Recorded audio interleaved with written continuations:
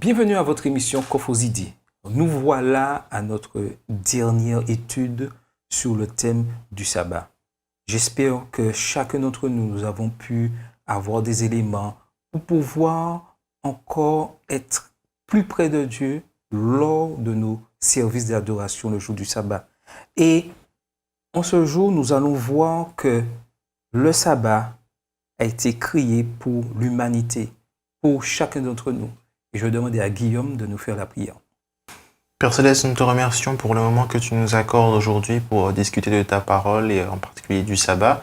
Aide-nous et conduis-nous dans cet échange, afin que nous puissions tirer de cet échange des éléments qui nous permettront d'améliorer notre perception et notre adoration le jour du sabbat. Au nom de Jésus, Amen. Amen. Donc, notre texte pour aujourd'hui se trouve dans Marc 2, les versets 23 à 28. Et nous voyons un épisode de la vie de Jésus. Et il nous est dit, verset 23, « Il arriva un jour de sabbat que Jésus traversa des champs de blé. Ses disciples, chemin faisant, se mirent à arracher des épis. Les pharisiens lui dirent, « Voici pourquoi... » Je reprends. Les pharisiens lui dirent, « Voici, pourquoi font-ils ce qui n'est pas permis pendant le sabbat ?» Jésus leur répondit, « N'avez-vous jamais lu ce que fit David lorsqu'il fut dans la nécessité et qu'il eut faim, lui et ceux qui étaient avec lui? Comment il entra dans la maison de Dieu du temps du souverain sacrificateur, Abiatar, et mangea les pains de proposition qu'il n'est permis qu'au sacrificateur de manger et en donna même à ceux qui en étaient avec lui? Puis il leur dit, le sabbat a été fait pour l'homme et non l'homme pour le sabbat, de sorte que le Fils de l'homme est maître même du sabbat. » Il est vrai qu'on entend souvent, et on a entendu beaucoup souvent dire que le sabbat, c'est un jour de règles bien précises à respecter afin de pouvoir adorer Dieu. Que pensez-vous de cela? C'est vrai que c'est ce qu'on nous a souvent enseigné, en fait, du moins notamment dans les églises, c'est ce qui est beaucoup plus prépondérant. Mais je pense qu'en tant que jeune, lorsque l'on grandit, que l'on fait des expériences, notamment avec Dieu, on se rend compte que le sabbat, ce n'est pas juste un ensemble de règles, mais c'est vraiment une institution qui a été mise par Dieu, mais vraiment pour nous, dans le but de nous rapprocher en fait un peu plus de lui. Pourquoi pas remplacer le terme de règle par principe? Puisqu'à partir d'un principe, on peut toujours avoir une évolution. Donc le sabbat ne reste pas figé, ça dépend de chacun, ça dépend de la situation, ça dépend du lieu où on vit. Mais on garde quand même quelque chose, un socle commun, le principe du sabbat qui nous accompagne où qu'on aille. Tout à fait. Mais il est vrai que cette perception du sabbat vraiment est altérée par notre ennemi qui essaie de toutes les manières à rendre ce jour vraiment un jour où un jour de règles, d'obligations. Et c'est très important ce que tu dis. C'est la manière que nous allons voir comment fonctionne le sabbat que nous allons vraiment apprécier ce jour. Si je vous pose cette question, que permet notre loi? De faire du bien le jour du sabbat ou de faire du mal? De sauver la vie d'un être humain ou de la détruire? Ça serait quoi pour vous? Le bien va toujours rayonner dans nos réponses, en fait. Maintenant, dans la pratique, on parlait de principe, on parlait de pratique. Dans la pratique, est-ce que je fais vraiment du bien à mon prochain? Exactement. Est-ce que si jamais tu croises quelqu'un sur la route alors que tu es en retard à l'église et qu'il est déjà 9h05, est-ce que tu vas t'arrêter pour lui donner un petit stop sur la route? Ou est-ce que tu vas te dire, le plus important, c'est d'arriver à l'église rapidement pour faire ma leçon d'école du sabbat, donc je ne regarde ni à droite ni à gauche et je fonce. Mais attends, je suis d'accord avec toi, mais j'ai mieux pour toi. Oui, mais je dois faire... c'est moi qui présente l'école du sabbat. Et il est 8h40, j'arrive, et si j'aide ce frère, ben, il n'y a pas d'école du sabbat pour les membres de l'église. Oui, mais finalement, qu'est-ce que je fais? Mais qu'est-ce que je te demande, si tu regardes l'histoire du bon samaritain, Dieu, finalement, ce qu'il attendait de chacun, en fait, ce qui passait, c'était que quelqu'un s'arrête enfin pour s'occuper de cette personne. Parce que, en fait, le sabbat, c'est pas juste un ensemble de principes et puis dire le sabbat, c'est bien beau, je vais à l'église, je m'apprête le samedi matin, mais c'est vraiment le vivre, en fait, les actions concrètes que l'on va pouvoir mettre en œuvre. Oui, mais le programme de l'église Les membres d'église n'ont pas de programme là. C'est ça. On fera comment? Mais ça, c'est pas grave. Dieu a toujours une solution. Il y aura toujours quelqu'un à l'église qui va pouvoir prendre le dessus. Et au contraire, quand tu vas arriver le samedi matin, tu pourras raconter, mes frères et sœurs, ce matin, j'ai rencontré quelqu'un, j'ai pu lui parler de Dieu. Tu penses que j'arrive à 9h15, tout le monde aura les yeux. Ah oui. Mais à 9h15, ils seront tous en train de chanter. Après, ça me regarde moi. Si les gens ne... Moi, du moment que j'ai fait ce que Dieu me demandait, ce que je ressentais dans ma conscience, ça me regarde, quoi. Si quelqu'un n'est pas d'accord, n'est pas... trouve ça dérangeant, ça le regarde. Après, ça concerne sa relation avec Dieu et la façon de voir les choses. Mais du moment que moi, je crois en ce que j'ai fait et que je suis au clair au niveau de ma conscience, il n'y a pas de problème. Par rapport à ce que vous dites, moi je dis que c'est surtout se laisser guider par l'esprit. Parce que si l'esprit me dit arrête-toi et que je ne m'arrête pas, c'est pas qu'à ce moment-là il y a un problème. Mais c'est toute une question. Parce que entre se laisser guider par l'esprit ou par la raison, il y a deux chemins. Oui, parce que... Soit le chemin de la raison qui me dit d'arriver parce qu'il n'y a personne qui va faire la leçon, soit l'esprit qui me dit vas-y, je te demande de t'arrêter pour cette personne. Oui, parce donc que moi, c'est un je choix. verse la chose. Je n'ai pas aidé. J'arrive au temps, certes, à l'heure, je présente le programme. Mais dans quel esprit je suis de ma présentation du programme? Et puis une autre dimension aussi, est-ce que tu t'arrêtes juste pour pouvoir dire aux frères et sœurs, regardez mes frères et sœurs, ce matin, j'ai fait une bonne action. Attends, mais quand je t'écoute, ça devient compliqué. Quoi qu'on fasse, ça va... Mais c'est là justement les choses, il faut que l'on puisse s'approprier du sabbat en fait de manière vraiment personnelle dans notre relation avec Dieu et pouvoir vivre notre sabbat en fait, je dis mon sabbat, mais entre guillemets comme je l'entends, comme Dieu me permet de le comprendre. Tout à fait. Et Guillaume disait quelque chose tout à l'heure. C'est un principe. Mais nous aimons surtout jouer sur des règles, interdictions. Mais c'est un principe qui appelle une pratique. Et là, Jésus nous donne l'exemple suprême. Les disciples arrachent des épis.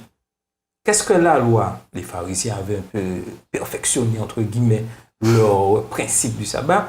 Il est interdit de pouvoir arracher un brin. Mais, si vous avez un animal qui tombe dans le fossé, C'est différent. Alors, on commence à rentrer dans l'aspect personnel de la vie du pharisien. S'il y a son chez lui qui tombe dans le trou, ça le regarde plus que le disciple qui n'a pas mangé et qui a besoin d'un épi de blé. et pour nous, en tant que jeunes dans l'église adventiste, on peut mettre ça, comparer ça à quoi? Beaucoup de choses. Est-ce que finalement m'apprêter le samedi matin pour aller à l'église n'est pas plus important que ce que je vais faire à l'église?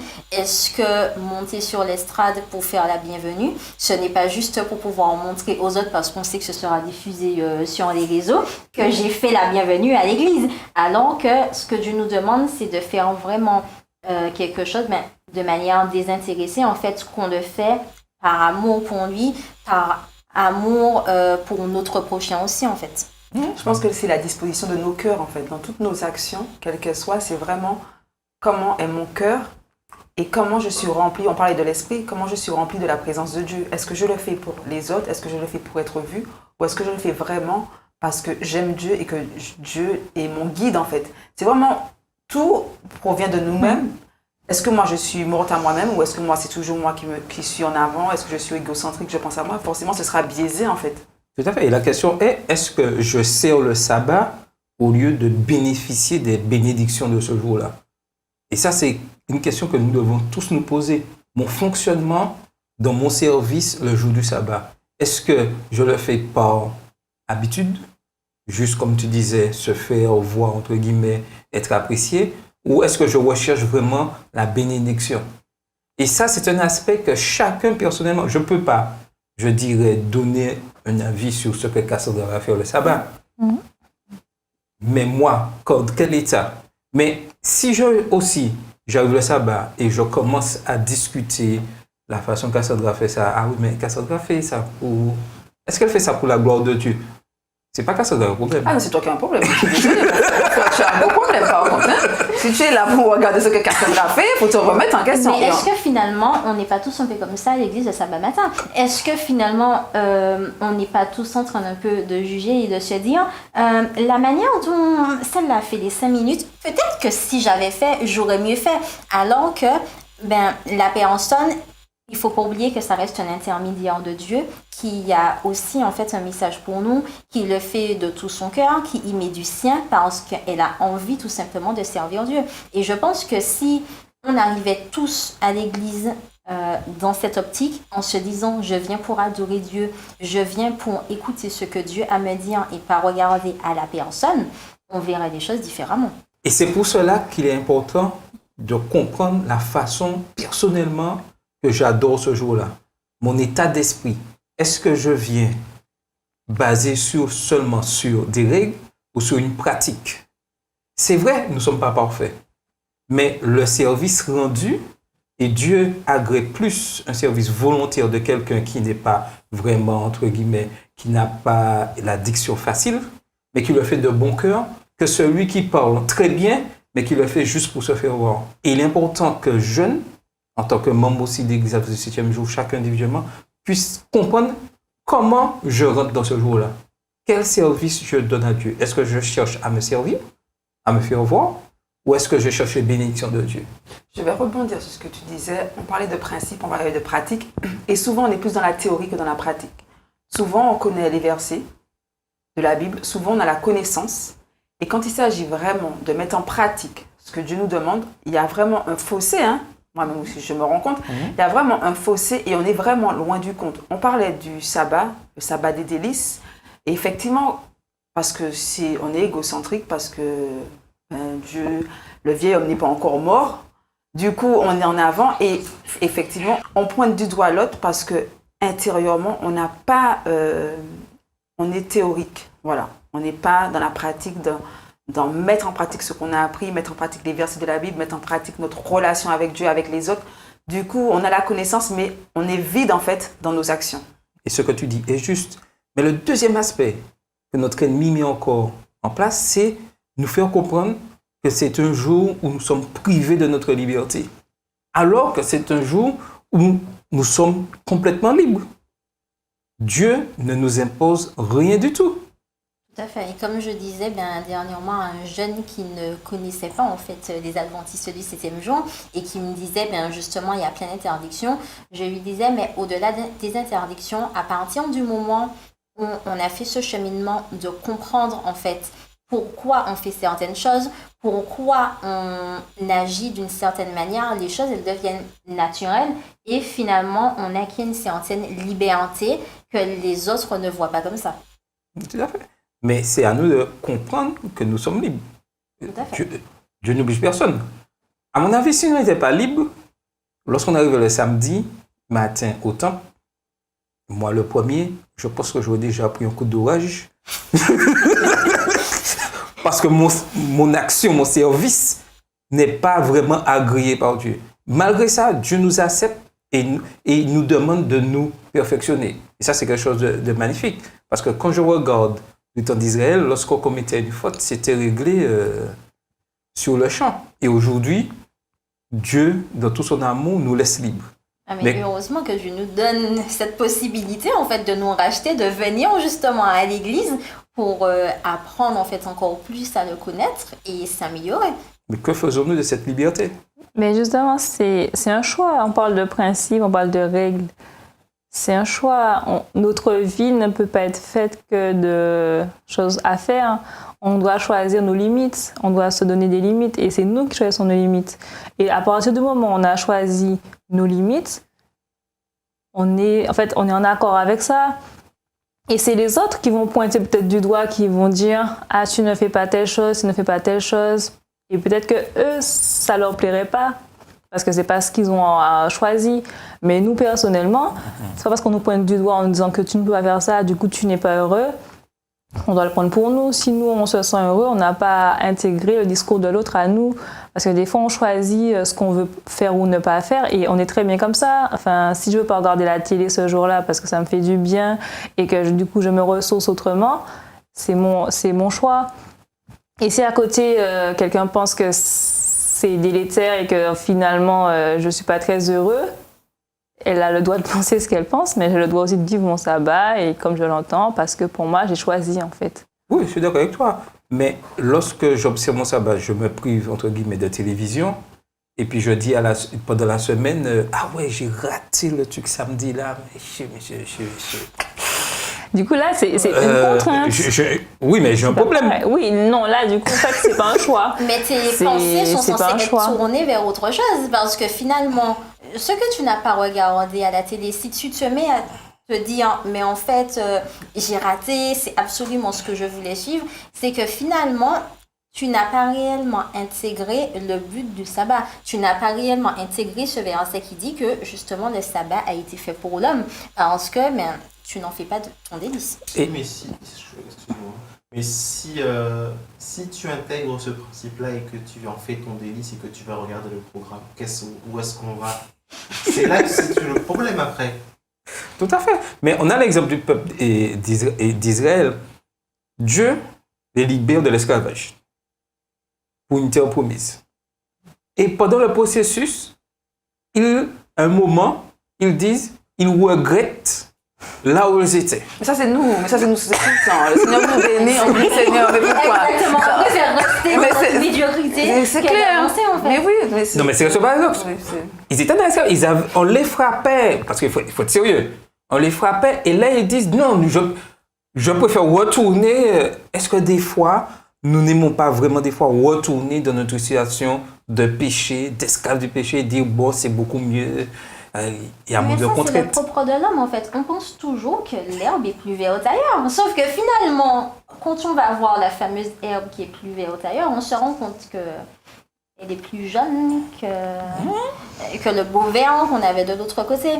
Mais une autre dimension, je pense, qui est aussi importante, c'est que finalement, la manière dont on verra le sabbat, dont on intégrera les principes qui sont en rapport avec le sabbat, découle de notre relation avec Dieu. Et chacun, dans une église, on aura tous un cheminement différent, on sera tous à un stade différent de notre relation avec Dieu. Donc peut-être que pour toi, Saïda, ne pas regarder Koh-Lanta le vendredi soir, c'est encore un drame. Mais peut-être que dans 3 mois, tu verras les choses différemment parce que tu auras appris en fait à profiter de ton vendredi soir autrement. Mais j'ai une question.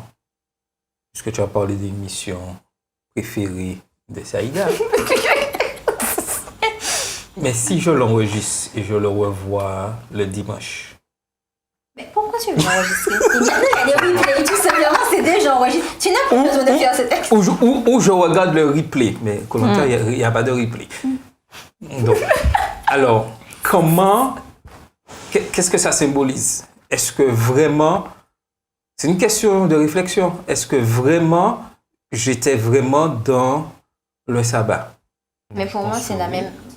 Je pense quand même, si je laisse mon travail le vendredi, je me dis je ne le fais pas parce que je respecte ce moment de sabbat, cette rencontre que j'ai avec Dieu, je le mets de côté et je prévois je sais que je vais le faire une autre fois quand j'aurai le temps, quand l'occasion se présentera. C'est quand même une pause. Moi, je pense que le fait par exemple, de mettre de côté un programme intéressant, si forcément ta conscience, il n'y a pas de problème au niveau de ta conscience, tu te dis, bon, je vais pas voir, le programme passe le samedi, je vais pas le regarder, mais bon, un jour, quand j'aurai le temps, si je tombe sur le replay, je vais regarder le replay. Est-ce que, je sais pas, moi, honnêtement, je vois pas particulièrement de mal à lorsqu'on a le temps, lorsqu'on a l'occasion, faire cette activité qu'on n'a pas pu faire sur le coup. Donc, pourquoi je pose ces questions? C'est que des fois, nous mettons des règles que Dieu ne nous a pas demandées. Ouais. Nous mettons des principes qui n'ont pas été mis en place par Dieu. Et ça, c'est le rôle de l'ennemi qui nous fait croire ça. Et ce que tu dis est juste. Moi, je suis passionné de foot. Il y a un match de foot qui passe le samedi avec le replay. Est-ce que je vais me dire, parce que le match est joué le samedi, je le regarde dimanche soir. Est-ce que c'est passé samedi, je ne vais pas le regarder dimanche soir? Ça devient trop compliqué. Non, mais c'est ça. Non, mais c'est sûr que les pharisiens faisaient vouloir réglementer tout le processus du sabbat. Et ce n'est pas ce que Dieu nous a demandé. Et notre nature, je dirais, pécheresse, par le biais de Satan, nous pousse à vouloir mettre des règles, soi-disant pour se protéger, pour être pur, sanctifier le jour. Et c'est pas ce que Dieu nous demande. En fait, on veut être conduit par les règles et pas par l'esprit. Parce que l'esprit va te dire hein, s'il faut le regarder ou pas. Tout à fait. L'esprit va te dire, mais non, c'est pas ça qu'il faut faire. Et vraiment, c'est dans tout le sabbat, c'est suivre. Parce qu'au-delà des règles, de ce qu'il faut pas faire, en fait, c'est Dieu qui parle, qui va te parler à ta conscience, qui va te dire, mais telle chose, c'est en désaccord. Et tu vas sentir qu'il y a eu quelque chose qui ne va pas. Et à ce moment-là, c'est à toi de te dire, ok, j'obéis, ok, non, ben, je continue dans ma voie. Donc ça, c'est surtout être à l'écoute. Être à l'écoute de ce que Dieu va te dire personnellement et de sa parole. On parlait de la leçon précédente, plein de ciel et verdoyant. C'est-à-dire que les fruits qu'on porte, si les fruits qu'on porte en fait ne sont pas dignes de Dieu, forcément ça va en découler. Si pour moi le sabbat ce sont des principes, que des règles, etc., ben à la longue, je ne porterai pas les fruits. Tout à fait. Et je ne vais pas en récolter de bons fruits. Alors que si je comprends en fait le sabbat, j'ai la connaissance, je sais pourquoi Dieu a institué ce jour-là, je sais pourquoi il l'a sanctifié, je sais pourquoi il le bénit. Ben, les fruits que je suis convaincue, les fruits que je vais porter, ça va ressurgir et forcément je ne vais pas être dans un principe, dans des règles, dans une liste, dans un 10 commandements de règles qui franchement ne sont pas la gloire de Dieu. 10 commandements de règles. Wow. Mais elle a raison. Je pense qu'à un moment donné, il faut rester simple. En fait, Dieu, il a créé le sabbat, mais vraiment pour nous. Et je pense qu'il faut qu'on puisse se l'approprier et se laisser tout simplement guider par l'esprit, suivre finalement cette petite intuition qui est donnée par le Saint-Esprit et laisser les choses en découler et profiter pleinement de notre choix, de notre vie que Dieu nous donne à travers ce sabbat. Tout à fait. Vous savez, la nature a horreur du vide. Et c'est très important que nous puissions combler les vides que nous avons. Et lorsque je cherche le sabbat à combler le vide, puisque je ne fais pas toutes les activités que je fais la semaine, par des choses que j'aurais dû faire pendant la semaine, j'ai un problème. Il est important de laisser Dieu combler ces vides. Et automatiquement, nous allons voir des choses que nous ne pouvons pas imaginer, mais qui vont rendre gloire à Dieu. Et ça, c'est très important, se laisser guider. Mais c'est un combat perpétuel. Et par rapport aux règles, comme on en parlait, la loi est faite pour nous amener à Christ. Mais quand on est en Christ, Dieu écrit sa loi dans nos cœurs. On va plus se référer à la lettre, au texte, mais il va inscrire sa loi dans nos cœurs. Donc on sera guidé par le cœur et par son esprit. Donc on n'aura plus à se soucier de si je respecte la règle ou pas, parce qu'on le saura. Et c'est une démarche à faire. C'est cette démarche-là qu'on doit rechercher à faire, c'est se rapprocher de Dieu pour l'écouter. La société est dictée de règles. Forcément, à l'église, il y a des règles et ce n'est pas l'anarchie. Cependant, les règles qui sont instituées ne sont pas là pour nous pointer du doigt, mais pour vraiment régir un fonctionnement. Donc, je me dis, ne faisons pas de ces règles vraiment une condamnation pour s'éloigner vraiment de ce qu'est le sabbat et de ce que Dieu attend de nous ce jour-là. Tout à fait, parce que c'est vrai que certains disent, oui, mais trop de règles. Attends, venir à 9h pour adorer, sortir à midi, et attention, à midi 1, si c'est à midi 1, on déborde, ça devient un scandale. Mais pourquoi venir? Bon, je peux rester tranquillement chez moi, adorer. C'est quoi ce principe, 9h, 12h? Ensuite, pourquoi venir après-midi? Mais je vais dans la nature, je suis en paix et tranquille. C'est pas ce que Dieu a dit, contempler la nature le jour du sabbat. Mais en fait, il faut tout simplement se l'approprier. S'approprier finalement ces règles, ces lois que Dieu nous donne et vivre les choses de manière spontanée. Quand on va au travail, on ne se pose pas la question de pourquoi je vais au travail à 9h. On sait que ça commence à 9h, on l'a intégré et en fait, on le fait de manière naturelle et d'autant plus quand on aime ce que l'on fait. Et le sabbat, c'est pareil. Si on aime le sabbat, si on a compris pourquoi Dieu a instauré ce sabbat, eh bien, les choses, en fait, elles viendront tout naturellement. Oui, alors, lorsque j'ai compris, là, je vais titiller un peu, excusez-moi, et j'ai parlé à l'instant, mais lorsqu'il est midi 1, alors que le programme doit se finir à midi, et que je suis exaspéré, dans quelles conditions je suis? Si tu es exaspéré, c'est qu'il y a déjà un problème dans ta conception du sabbat. Oui, mais c'est Ou dans le midi. message. Ah mais non, non, pour moi c'est qu'il y a déjà un problème parce qu'en fait si tu es réellement concentré sur Dieu, sur l'adoration que tu portes à Dieu, tu ne vois pas le temps passer. Mhm. Et en fait tu n'as pas ce sentiment d'exaspération parce qu'il est midi 1. Et même la montre, tu oublies même que tu as une montre à ton doigt, tu oublies que tu as un portable à côté de toi qui Mais peut te donner tu sais, l'heure. comme j'aime bien poser le contraire, si je suis là à 13h30, est-ce que nous allons toujours rester? Il faut que tu manges bien le matin. La modération. Faut de la tempérance. La tempérance. Si tu n'as pas mangé le matin, tu es parti, tu n'as pas bien dormi la veille et que finalement tu Bon, as... déjà, si tu n'as pas dormi bien la veille, c'est que tu as Tu un parles problème de- par rapport au jour du sabbat Oui. qui est un jour de repos. Hein. Peut-être que tu as chanté toute la nuit, que tu as fait une nuit de prière, je ne sais pas. En tout cas, tu es fatigué, tu es là, mais tu es venu quand même parce que tu voulais rencontrer Dieu.